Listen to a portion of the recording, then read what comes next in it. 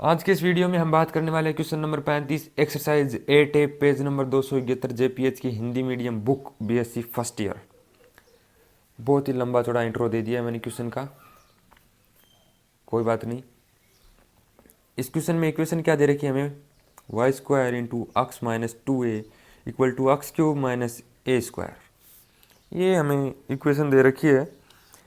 अब एक काम करो, आप इनकी तो आदत हो गई है कोष्टक देने की, तो आप इस इक्वेशन को एक्सपेंड कर लो, पूरा सोल्व कर लो जितना हो सके। वाई स्क्वायर को कोष्टक के अंदर गुणा करने पे तो इससे गुणा करेंगे X Y square minus 2a y square. ये जो इक्वल टू के इधर हैं इनको इक्वल टू के इधर ले आओ तो माइनस का X cube plus A square equal to 0। ये इक्वेशन हो गई सोल्व, कोई दिक्कत नहीं है। अब इस इक्वेशन में देखो उच्चतम पावर वाले पद, ये माइनस का एक्स क्यूब इधर लिख लो plus x Y square minus का 2a y स्क्वायर प्लस ए स्क्वायर। ये लो हमने घातों के घटते क्रम में लिख दिया है इसको। उच्चतम घात वाले पद ये हैं, फिर उससे कम ये। उच्चतम घात कितनी है यहाँ पे 3 है, मतलब कि 5 3m निकलेगा।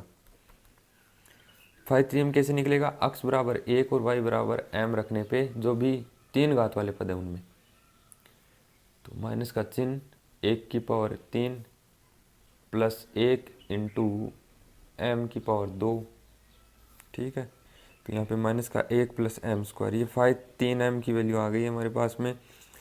अब मैंने हर बार कहा है आपको कि 3m यानी कि 5nm जो भी निकाल लो आप उच्चतम घात वाले पदों के साथ में, तो उसको सबसे पहले 0 के बराबर रखने पर, क्योंकि इससे हमारे पास में m की वैल्यू आ जाती है और m की वैल्यू के हिसाब से हम 5 3 days m 5 2m 5 2 days m 5 1m वो सारे निकालेंगे। और अगर हम ऐसे ही वो सारे निकाल के बैठ देंगे तो हमारा टाइम ख़राब होगा, कोई फ़ायदा नहीं है और हमारे सारी चीज़ काम में भी नहीं आएगी। और एग्जामिनर को भी ऐसा लगेगा यार क्या फालतू में निकाल रहा है सब कुछ है, ये सब क्यों निकाले, ठीक है। पहले इसको ऐसे रख देना चाहिए। तो माइनस का 1 plus M square equal to 0, तो M square equal to 1, M equal to √1 equal to plus minus 1। तो एम की वैल्यूज आई है m1 इक्वल टू 1 और m2 इक्वल टू माइनस का 1। ओके, कोई गड़बड़ नहीं है यहाँ तक। तो ये हमारे पास में दो वैल्यूज आ गई है हमारी m की, अलग अलग हैं, तो आपके दिमाग में फॉर्मूला आएगा डायरेक्ट कि c इक्वल टू माइनस का 5 n-1m अपॉन 5 n डेस m। यहाँ पे n की वैल्यू ये है 3, n मतलब उच्चतम घात जो उससे अभिक्रिया की है, तो यहाँ पे 3 है उच्चतम घात। ओके, ये 3 घात है और n-1 क्या हो जाएगा 2 हो जाएगा, तो यहाँ पे 2। तो हमें 5 3 डेस m चाहिए, 5 2m चाहिए। 5 3m हमारे पास में ये है, इसका m के सापेक्ष अवकलन कर दो, 5 3 डेस m आ जाएगा। -1 का अवकलन किया तो 0 2m, इसका m स्क्वायर का अवकलन किया तो 2m आ जाएगा। तो 5 3 डेस m की वैल्यू क्या आई हमारे पास में 2m। तो 5 2m की वैल्यू क्या आएगी, इक्वेशन में देखो दो घात वाले पद, ये रहा एक ही पद है दो घात वाला, माइनस का 2a y स्क्वायर माइनस का 2a y स्क्वायर। यहाँ पे x बराबर 1 और y बराबर m रखने पे, x तो है नहीं y है तो y बराबर m रख दो, तो माइनस का 2am स्क्वायर आ जाएगा। ये 5 2m की वैल्यू माइनस का 2am स्क्वायर 5 2m की वैल्यू आ गई, नो प्रॉब्लम, ठीक है। अब आओ आप इस फॉर्मूले की तरफ, c इक्वल टू माइनस का 5 2m अपॉन 5 3 डेस m। तो 5 2m की वैल्यू -2am स्क्वायर अपॉन 5 3 डेस m की वैल्यू 5 2m यानी कि 2m। तो ऊपर क्या हो जाएगा 2am स्क्वायर अपॉन 2m, इससे ये कट जाएगा इससे ये कट जाएगा, तो c इक्वल टू am। अब m की वैल्यूज रखो, m बराबर 1 पर c बराबर a, m बराबर -1 पर c बराबर -a। कोई दिक्कत परेशानी यहाँ तक नहीं, नहीं ना।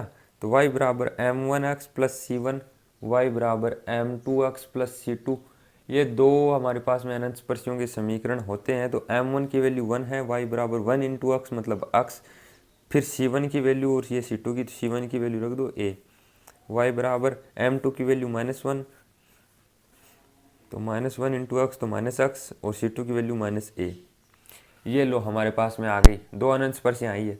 लेकिन इस अभिक्रिया की कोटि, अभिक्रिया नहीं यार केमिस्ट्री में होती है अभिक्रिया, इस समीकरण की कोटि 3 है।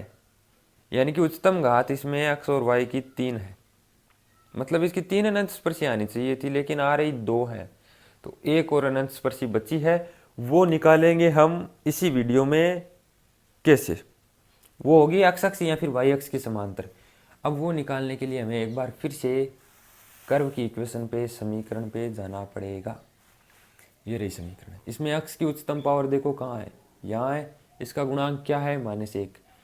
अचर है, इसका मतलब x अक्ष के समांतर कोई अनंत स्पर्शी नहीं होगी।